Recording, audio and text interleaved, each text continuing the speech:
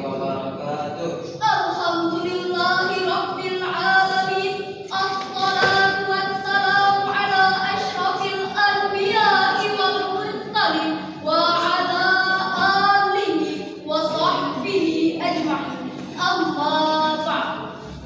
Dewan Hakim yang arif dan bijaksana, hadirin sebangsa dan setanah air yang kami banggakan. Muntaturi, seorang penulis terkenal dari Belanda, mengibaratkan bumi Indonesia laksana jamrud yang berada di dataran Khatulistiwa. Profesor Quraisy Shihab juga mengibaratkan tanah Indonesia laksana sekaping tanah surga yang dihamparkan di bersana Nusantara. Dua ungkapan tersebut menggambarkan betapa indah dan hebatnya sumber daya alam yang dimiliki Indonesia. Kita negara kaya, sumber daya alam berlimpah ruah. Bahkan katanya tanah kita tanah surga. Namun sangat disayangkan hadirin, kelengkapan alam yang Allah ciptakan ini mengalami krisis lingkungan akibat kecontohan tangan manusia itu sendiri yang dibungkus sains dan teknologi telah mengikis habis keramahan alam ini. Fenomena tersebut menandakan ketidakharmonisan hubungan manusia dengan alam raya. Edward Butler dalam History of Civilization in England mengatakan bahwa if the habitat was correct will give function, but if not it will make destroy. Kalau lingkungan dipelihara, ia akan berdaya guna. Tapi jika dibiarkan begitu saja, ia akan menimbulkan bencana. Mengingat betapa pentingnya menjaga keseimbangan alam yang Allah titipkan. Atas dasar ini, perkenankan kami bertiga menyampaikan syarahan Al-Quran yang berjudul Membangun Generasi Qurani dalam Optimalisasi Keseimbangan Lingkungan, dengan landasan Quran Surah Ar-Rahman ayat 5 sampai 9 berikut ini.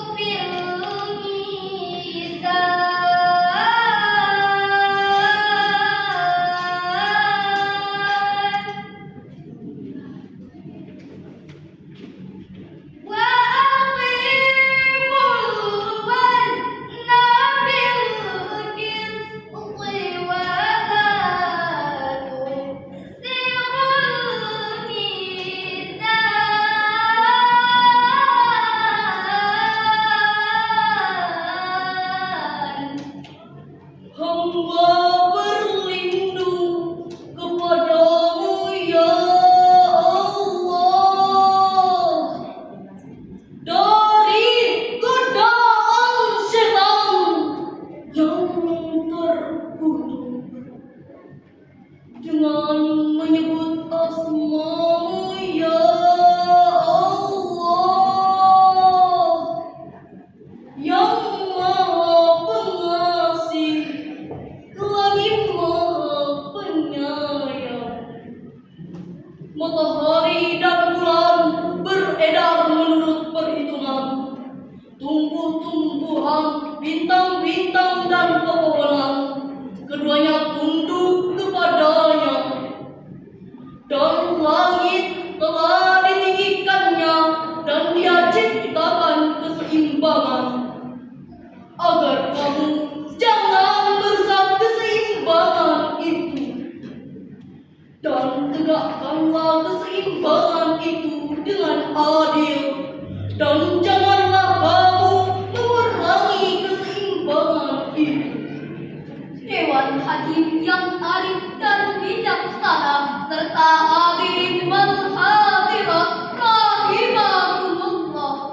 Al-Karmani mengartikan kata mizan dapat dipahami dalam arti keseimbangan yang ditetapkan Allah dalam mengatur sistem alam raya, sehingga masing-masing beredar sesuai kadar yang ditetapkannya. Langit dan benda-benda angkasa tidak saling bertabrakan satu dengan yang lainnya. Berdasarkan ayat tersebut juga, Imam Fakhruddin Ar-Razi dalam tafsir Kabir menjelaskan bahwa ada 3 kenikmatan besar yang diberikan oleh Allah kepada makhluknya, khususnya manusia. Yang pertama, 2 kenikmatan yang tampak di langit ialah adanya matahari dan bulan yang berputar secara teratur. Yang kedua, benda langit tersebut sangat bermanfaat bagi kehidupan di bumi, baik manusia maupun hewan dan tumbuhan. Karena tanpa matahari dan bulan, niscaya kehidupan di bumi akan kacau. Adapun nikmat yang ketiga adalah yang ada di bumi, yaitu tumbuh-tumbuhan yang sangat beragam, baik yang merambat maupun yang menjulang tinggi ke atas. Karena tanpa tumbuhan, niscaya manusia dan hewan tidak akan mampu bertahan hidup di bumi ini. Di balik kelengkapan sumber daya yang Allah ciptakan, tentu Allah hadirkan harmoni penyeimbang terbentang dan tersebar di seluruh penjuru alam. Tidak Allah ciptakan laki-laki tanpa perempuan, tidak Allah ciptakan lautan tanpa daratan, tidak Allah ciptakan bumi tanpa langit. Bahkan Allah ciptakan siang dan malam untuk saling bergantian dan melengkapi. Di antara semua makhluk yang ada di muka bumi, sesungguhnya manusia yang paling berkewajiban menjaga keseimbangan alam sekaligus menegakkan keadilan di dalamnya. Tetapi sungguh ironis para hadirin, kelengkapan alam yang Allah ciptakan ini justru tidak dijaga dengan baik oleh manusia. Faktanya, tingkat kepunahan spesies saat ini 100 hingga 1000 kali lebih tinggi daripada tingkat kepunahan alam. Setiap tahun 8 juta ton plastik dibuang ke lautan, setara dengan 1 sampah setiap detik. Setiap menit 24 hektar hutan hilang, setara dengan luas 3 lapangan sepak bola. Bahkan hadirin, diperkirakan pada tahun 2050 plastik di lautan akan lebih banyak daripada ikan.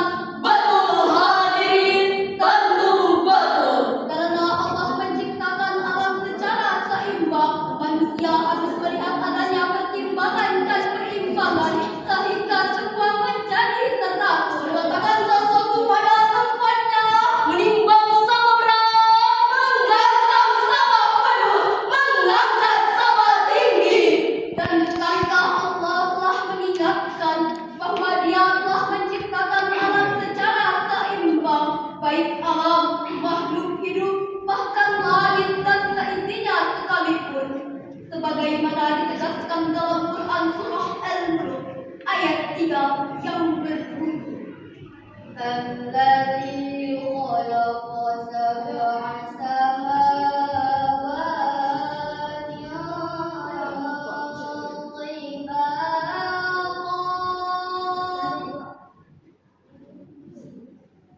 ما ترى في خلق الرحمن من تفاوت فارجع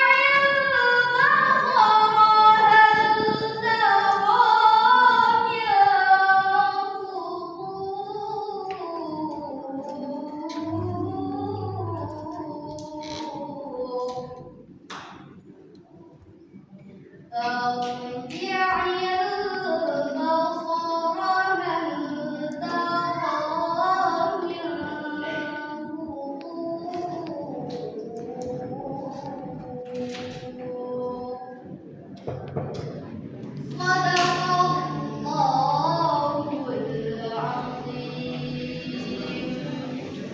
Dialah yang menciptakan 7 langit berlapis-lapis. Kamu sekali-kali tidak melihat sesuatu yang tidak seimbang pada ciptaan Tuhan yang Maha Pengasih. Maka lihatlah sekali lagi, adakah kamu lihat sesuatu yang cacat? Maha benar Allah dengan segala firman-Nya, dan Dialah yang Maha Agung. Hadirin wal hadirat rahimakumullah, Syekh Ahmad bin Mustafa Al-Maraki dalam tafsir Al-Maraki menyatakan ayat tersebut dimaknai bahwa sesungguhnya Allah menyebutkan sedikit dari bukti-bukti ilmu pengetahuan-Nya yang tidak akan pernah habis walaupun tertelan oleh masa. Kita sebagai hamba-Nya tidak akan melihat kekacauan dan ketidakseimbangan dalam setiap kekuasaan Allah. Maka dari itu hadirin, ada beberapa hal sederhana yang dapat kita lakukan dalam menjaga keseimbangan alam juga lingkungan, yaitu yang pertama, kita syukuri alam ini sebagai nikmat Allah dengan cara menyayangi dan memeliharanya agar kita senantiasa disayangi oleh Allah. Yang kedua, mendukung upaya pemerintah dalam menciptakan masyarakat sadar lingkungan melalui upaya hemat energi dan reforestasi. Yang ketiga, pada aparatur pemerintah dan penegak hukum, tolong sikap tegas pada para perusak alam hingga pada keakar-akarnya. Jika hal tersebut yang dilakukan, kami yakin alam akan semakin subur, Indonesia akan semakin makmur, dan akan menjadi negeri yang baldatun, thayyibatun, wa rabbun ghafur. Amin, amin, ya rabbal alamin. Dari uraian tersebut hadirin, dapatlah kami tarik kesimpulan bahwa pertama, keberadaan manusia ditempatkan oleh Allah untuk menjaga dan melestarikan alam. Yang kedua, Allah menciptakan alam ini dengan seimbang, dengan penuh perhitungan tanpa kurang sedikit pun. Maka cara mensyukurinya adalah dengan menjaganya, bukan malah dirusak apalagi dieksploitasi secara berlebihan. Ketiga, kita sebagai generasi Qur'ani dapat menjadi agent of change atau agen perubahan dalam menjaga lingkungan agar tetap lestari. Semoga Allah memberikan kekuatan kepada kita dalam mengemban amanah sebagai khalifah di muka bumi ini, terutama